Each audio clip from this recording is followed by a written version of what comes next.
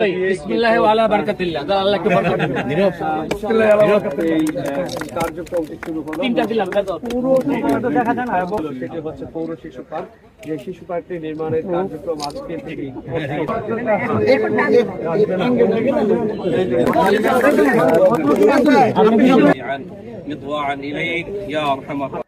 আমাদের এখানে হাঁটার কোনো ভালো জায়গা নেই। আমি যে সকালবেলা আমি ডায়াবেটিক পেশেন্ট হাঁটবো, অ্যাকচুয়ালি এই মানুষগুলো কোথাও হাঁটার জায়গা পাচ্ছে না। শিশুরা যারা বারান্ত, যারা হবে আগামী দিনের ভবিষ্যৎ, তাদের জন্য এই খেলাধুলা, এখানে একটা আমাদের পার্ক হবে, ফুটসল হবে, এখানে বিভিন্ন খেলাধুলার ইভেন্টস কিন্তু এখানে থাকতেছে। মোট কথা হলো একটা শিশুকে বাড়তে দেওয়ার এবং তার খেলাধুলার মধ্যে তার শারীরিক যে সুস্থতা, এটার জন্য যে প্রচেষ্টাটা, এবং আমরা আপনাদেরকে বলছি এতটুকু ইনশাল্লাহ জাতীয়তাবাদী দলের সরকার নয়, জনাব তারেক রহমানের নেতৃত্বে বাংলাদেশের এই মহামান্য যে আমাদের প্রধানমন্ত্রী, উনি যেই মানুষের জন্য যা চিন্তা করছেন তারই একটা প্রতিফলন কিন্তু এই পার্কটার এই যা উদ্বোধন।